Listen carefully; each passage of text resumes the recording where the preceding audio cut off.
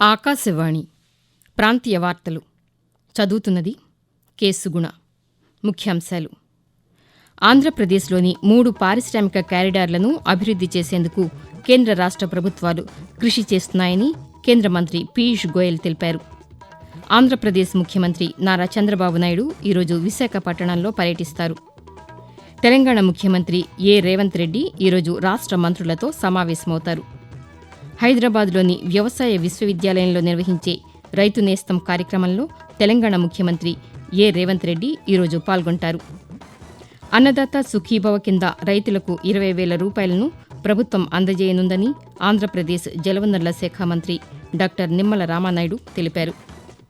వార్తల వివరాలు: ఆంధ్రప్రదేశ్లోని 3 పారిశ్రామిక కారిడార్లను అభివృద్ది చేసేందుకు కేంద్ర రాష్ట్ర ప్రభుత్వాలు కృషి చేస్తున్నాయని కేంద్ర వాణిజ్య పరిశ్రమల శాఖ మంత్రి పీయూష్ గోయల్ తెలిపారు. రాష్ట్రంలో పర్యటిస్తున్న కేంద్ర మంత్రి నిన్న ముఖ్యమంత్రితో సమావేశం అనంతరం గుంటూరు నగరంలో పర్యటించారు. ఈ సందర్భంగా నగరంలోని పొగాకు బోర్డు జాతీయ కార్యాలయంలో నేషనల్ ఇండస్ట్రియల్ కారిడార్ డెవలప్మెంట్ సంస్థ NICDC అధికారులతో సమీక్ష నిర్వహించారు.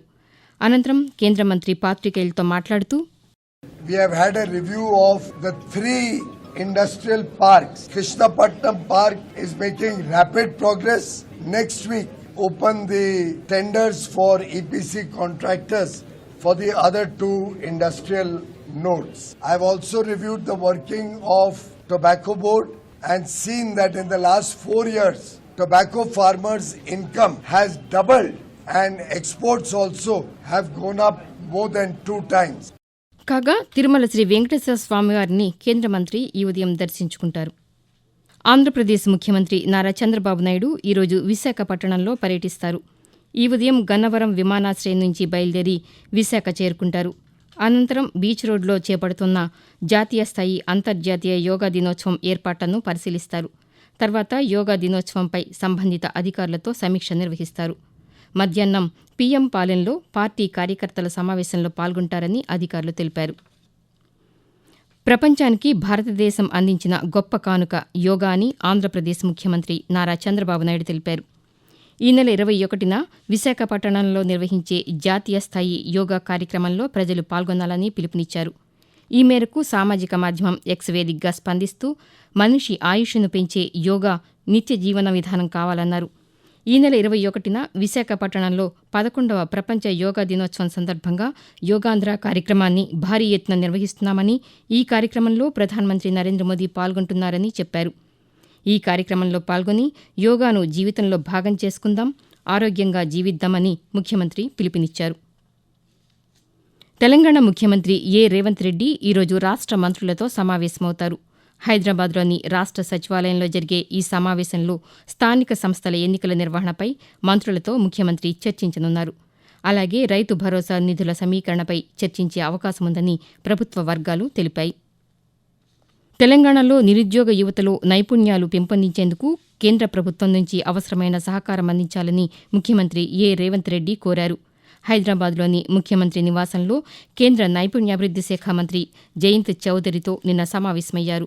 ఈ సందర్భంగా రాష్ట్రంలో నైపుణ్యాభివృద్దికి సంబంధించిన పలు అంశాలపై కేంద్ర మంత్రికి వివరిస్తూ, తాము ప్రారంభించిన యంగ్ ఇండియా నైపుణ్య విశ్వవిద్యాలయంలో సెంటర్ ఆఫ్ ఎక్సలెన్స్ను ఏర్పాటు చేసి దానికి ఐటీఐలను అనుసంధానిస్తామని కేంద్ర మంత్రికి తెలిపారు.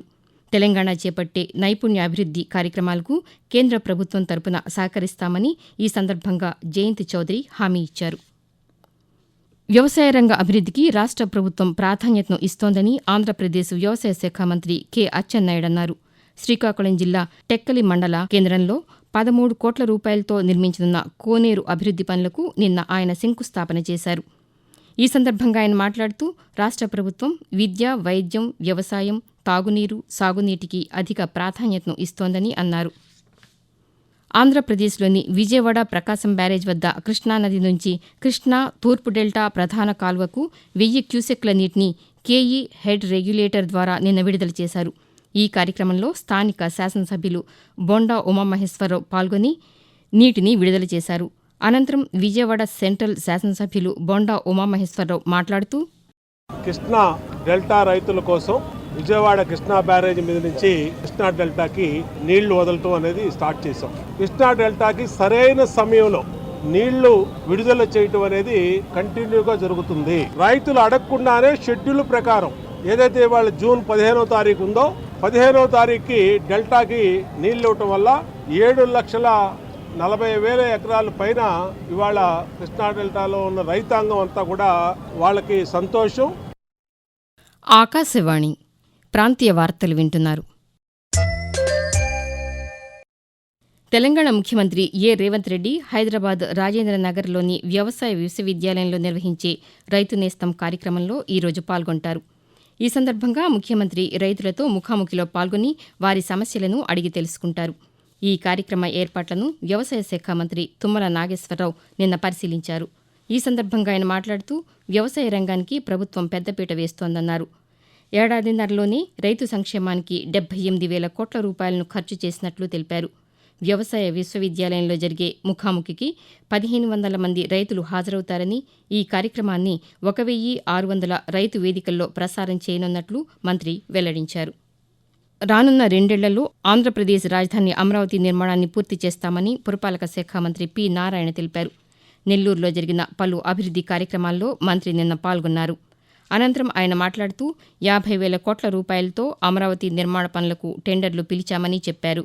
దేశంలోని వివిధ నగరాలను పరిశీలించి ప్రత్యేక ప్రణాళికలతో అమరావతిలో మౌలిక సదుపాయాలు, వసతులను కల్పిస్తామని మంత్రి వెల్లడించారు. సాహితీ రంగానికి విశిష్ట సేవలు అందించిన రచయిత, చిత్రకారులు, రేడియో ప్రసార ప్రముఖులు ఆచంట జానకీరాం, వచన రచనకు సొబగుల దిన మల్లాది రామకృష్ణ శాస్త్రుల జయంతులు ఈరోజు. 1903వ సంవత్సరం జూన్ 16వ తేదీన జన్మించిన ఆచంట జానకీరాం దేశంలో రేడియో ప్రసారాలు ప్రారంభమైన కొత్తలో ఆ సంస్థలో ఉద్యోగంలో చేరారు. ఢిల్లీ, తిరుచిరాపల్లి ఆకాశవాణి కేంద్రాల్లో పనిచేసిన ఆయన నా స్మృతి పథంలో, సాగుతున్న యాత్ర వంటి రచనలు చేశారు. రేడియో కార్యక్రమాల రూపకల్పనలో వివిధ హోదాల్లో ఆకాశవాణికి 21 సంవత్సరాల పాటు సేవలందించిన ఆచంట జానకీరాం 1994 సంవత్సరంలో కన్నుమూశారు. మల్లాది రామకృష్ణ శాస్త్రి 1905 జూన్ 16వ తేదీన కృష్ణా జిల్లా చిట్టుగూడూరు గ్రామంలో జన్మించారు. రచయితగా, కవిగా, నాటక రచయితగా కూడా ప్రసిద్ధిగాంచారు. చలవ మిరియాలు రచన ఆయనకు మంచి పేరు తీసుకువచ్చింది. తెలుగు చలనచిత్ర రంగానికి సరికొత్త భాషాపరమైన మాటలు, పాటలు పరిచయం చేసి వినూత్న ఒరవడికి నాంది పలికారు. 39 చలనచిత్రాల్లో 200కు పైగా పాటలు రాసిన మల్లాది రామకృష్ణ శాస్త్రి 1965 సెప్టెంబర్ 12వ తేదీన చెన్నైలో తుదిశ్వాస విడిచారు. వాతావరణం.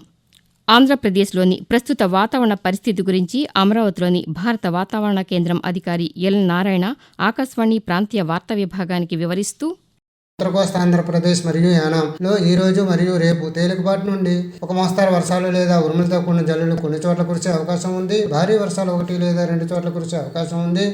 మరియు దక్షిణ కోస్తా ఆంధ్రప్రదేశ్లో ఈ రోజు తేలికపాటి నుండి ఒక మోస్తరు వర్షాలు లేదా ఉరుములతో కూడిన జల్లులు కొన్ని చోట్ల కురిసే అవకాశం ఉంది.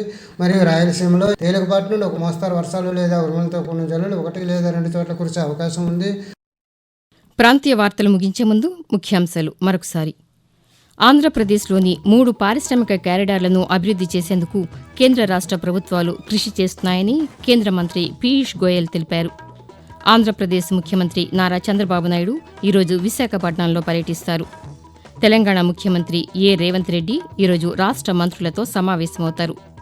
హైదరాబాద్లోని వ్యవసాయ విశ్వవిద్యాలయంలో నిర్వహించే రైతు నేస్తం కార్యక్రమంలో తెలంగాణ ముఖ్యమంత్రి రేవంత్ రెడ్డి ఈరోజు పాల్గొంటారు.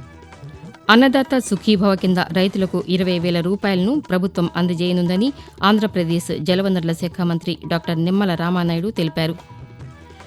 ఆకాశవాణి ప్రాంతీయ వార్తలు ఇంతటితో సమాప్తం. తిరిగి 7 గంటల 5 నిమిషాలకు జాతీయ వార్తలు వింటారు.